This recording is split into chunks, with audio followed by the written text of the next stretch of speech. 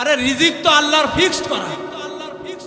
ভালো করে খেয়াল করেন, আপনার কপালে যদি রিজিক থাকে 50,50,522টা দানা আপনার কপালে লিপিবদ্ধ আছে, রিজিকে লিপিবদ্ধ আছে। বিশ্বাস করুন একটি দানার এক কণা পরিমাণ বাকি থাকতে এই দেহে ঢুকার আগ পর্যন্ত আপনার মৃত্যু হবে না। ফিক্সড করেছে কে? আল্লাহ।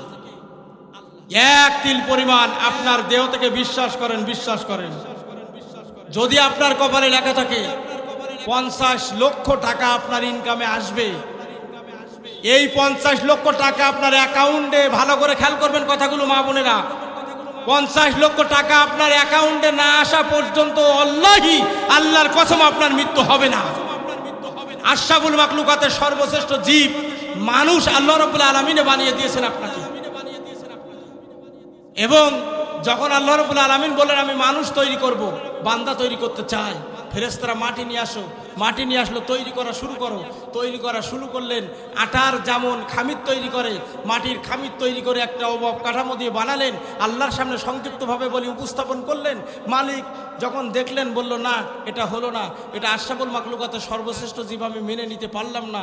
120 বছর কল্পনা করে যে মালিক সমস্ত পৃথিবী মাত্র 6 দিনে নিজে হাতে কুন ফায়াকুন বললেন না, তৈরি হয়ে গেলেন। সেখানে আপনার আমার মতো বান্দাকে আল্লাহ রাব্বুল আলামিন দীর্ঘ 120 বছর ধরে নিজ রহমতি হাত দিয়ে, কুদরতি হাত দিয়ে নাক মুখ ঠোঁট কপাল আবিষ্কার করে সুন্দর করে তৈরি করে আল্লাহ হাতে করে প্রমাণ করলেন আশরাফুল মাখলুকাতের সর্বশ্রেষ্ঠ জীব মানুষ আমি নিজেই হাতে বানিয়েছি। জোরে বলি সুবহানাল্লাহ। 50 লক্ষ টাকা যদি আপনার কপালে থাকে, আল্লাহ আপনার বিবেক দিয়ে সর্বশ্রেষ্ঠ করে পাঠিয়েছে। যদি মনে করেন আমি হালাল পথে ইনকাম করব, জান্নাতি পথ পেলেন, বিবেক দিয়েছে আল্লাহ। যদি মনে করেন আমি হারাম পথে ইনকাম করব, তাহলে আপনি জাহান্নামের পথ বেছে নিয়েছেন। এই বিবেক দিয়েছে কে? আল্লাহ। তবে 50 লক্ষ টাকা আপনার অ্যাকাউন্টে আসবেই যেটা লেখা।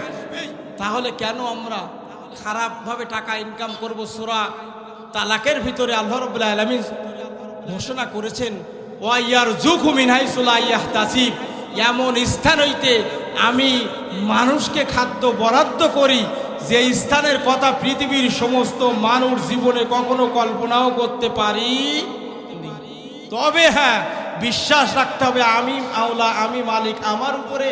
সূরা আহজাবের 3 নম্বর আয়াতে মালিক বলেছেন, সূরা আহজাবের 3 নম্বর আয়াতে ওয়া তাওয়াক্কাল আলাল্লাহি ওয়া কাফা বিল্লাহি ওয়াকিলা, একমাত্র ভরসা যদি আমার পরে থাকে, একমাত্র বিশ্বাস যদি আমার পরে থাকে, একমাত্র গার্জিয়ান যদি আমাকে ভাবো, ও পৃথিবীর বোকা মানুষ, 50 লক্ষ টাকা যদি তুমি তোমার আমলনাম তোমার অ্যাকাউন্টে সংগ্রহ করতে চাও, তাহলে আমি মালিক রহমতের দরিয়া দিয়েই আমার উপরে ভরসা করলে আমি তোমাকে এগিয়ে আস্তে আস্তে হালাল পন্থায় ইনকাম করে জান্নাতের পথ সুগম করে দেব। জোরে বলি সুবহানাল্লাহ।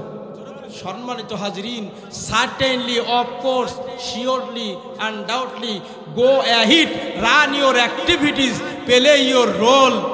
বিশ্বাস করুন, ইউর রিজিক is fixed by Allah, nothing more nothing less. Allah যে রিজিক আপনার আমার জন্য ফিট করে দিয়েছেন, এই রিজিক জীবনে কখনো কোনোদিন কেউ এপাশ ওপাশ করতে পারবে না। ওমাইয়া তাওয়াক্কাল আলাল্লাহি ফাহুয়া হাসবু, বিশ্বাস আল্লাহ বলছে আমিরের ফলটাও পোকায় কিছু করতে পারবে না। একটু বড় হওয়ার পরে অনেক পাখিতে খেয়ে ফেলে, পচে যায়, শুকিয়ে নিচে পড়ে। আল্লাহ যদি আপনার কপালে ওই ফলটা লিখে থাকে, ওই ফলটা আপনার এখানে আসার জন্য আল্লাহ রাব্বুল আলামিন ও কোনো রকম ক্ষতি করতে দিবে না। ওই ফলটা বড় হবে, কাশ্মীরের বাজারে উঠবে, বহু দেশের লোকজন আসবে ওখানে ফল ক্রয় করার জন্য। কিন্তু বিশ্বাস করেন, আপনার ফলটা ঠিকই কলকাতার কোনো কেউ যদি যায়, ওই ব্যাপারীর পছন্দ হবে, ওই ডালিটা ওই নিয়ে আসবে। কলকাতায় যাবে, বাংলাদেশের বহু লোক ফল ক্রয় করতে, ঢাকাওয়ালারা নিয়ে আসবে, ঢাকার থেকে সাতক্ষীরারা কিংবা কলারওয়ালারা নিয়ে আসবে। কলারার অসংখ্য মানুষ ফলটা নেওয়ার জন্য মনে করেন দেখবে, কিন্তু আপনার নামে না দোষ নুদোষ সুন্দর ফলটা তার চোখে আল্লাহ ভালো লাগাবে না, এক পাশে রেখে অন্য ফলটা নিবে। ঠিক আপনি গেলে আপনার হাতেই আল্লাহ রাব্বুল আলামিন ফলটা উঠাই দেবেন, 5টা ফল বাড়িতে নিয়ে আসবেন। সন্তান সন্ততি কামলা কামলি করবে, খাওয়ার জন্য মারামারি করবে, কিন্তু ঠিকই মা বুঝাবে এই ফলটা তোমার আব্বুর, এই ফলটা তোমার আব্বু কষ্ট করে আসছে, তোমার আব্বু খাবে, এটা ময়না হাত দিও না। সন্তানরাও যত্ন করে আপনার নামে রেখে দিবে। কঠিন পরিশ্রমের পরে বাড়িতে আসবেন, দেখবেন ফলটা ঠিকই আল্লাহ রাব্বুল আলামিন আপনার হাতে উঠাই দেবেন। এটাই হলো রিজিক। এমনি বলা হয়নি হুয়াল আউয়াল ওয়াল আখির ওয়াল যাহির ওয়াল বাতিন ওয়া হুয়া বিকুল্লি শাইইন আলিম। আল্লাহ একমাত্র প্রথম শেষ, তিনি সব কিছুর স্রষ্টা, তিনি সব কিছু জানেন। তার চাইতে জানা পৃথিবীর আর কেউ হতে পারে না। সম্মানিত হাজিরিন, আমরা মাওলানা জাকারিয়া রহমাতুল্লাহ আলাইহির ফাজাইলে সৎকার ভিতরে একটা গল্প পড়েছিলাম, ছোট্ট একটা গল্প, না করলেও নয়। একজন ডাকাত, বিশ্ব ডাকাত, ডাকাতি করতে করতে ক্লান্ত হয়ে একটা বনের পাশ দিয়ে যাচ্ছিল। বনের ছায় ওনারা একটু বিশ্রাম নিলেন। আমি সংক্ষিপ্ত আকারে বলছি। বনের পাশে বিশ্রাম নিচ্ছেন, কয়েকটা খেজুর গাছ জানতা, তার ভিতরে একটা মরা খেজুর গাছের মাথা নাই। উনি লক্ষ্য করে দেখলেন একটা পাখি কোন দিক থেকে যেন খেজুর কিংবা ফল নিয়ে উড়ে উড়ে ওই খেজুর গাছের মাথার ভিতরে ঢোকে, আবার বেরিয়ে আসে। ডাকাত সর্দার বলল, এই জিনিসটা একটু অনুধাবন করা দরকার, বোঝা দরকার, দেখা দরকার কি হয়েছে।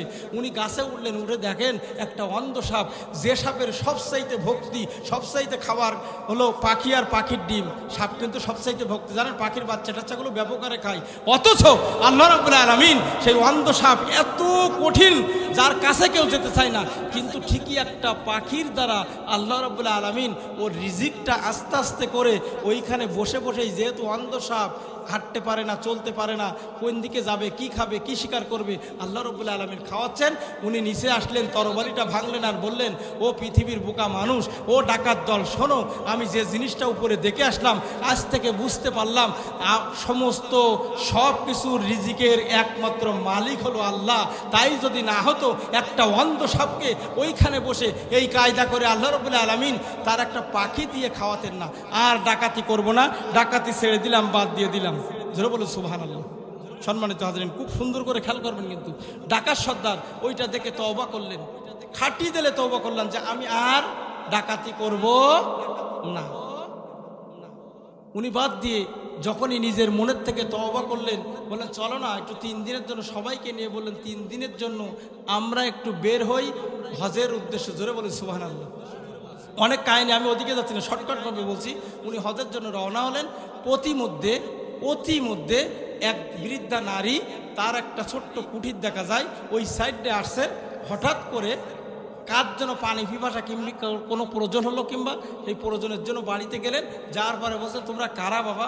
বলছে, আমরা ডাকাত ছিলাম। বলছে, তোমাদের ডাকাতের সর্দারের নাম কি এই? তা বলছে, হ্যাঁ, আপনি কি করে জানলেন? বলছে, আমি জানি, একটু ডাকো না। ডাকাত সর্দারকে ডাকা হলো। ডাকাত সর্দারের কাছে প্রশ্ন করলো, তোমার নাম কি বাবা? এই বলছে, হ্যাঁ। বলছে, বাবা এই ড্রেসটা তোমার জন্য রেখেছি। বলছে, তার মানে?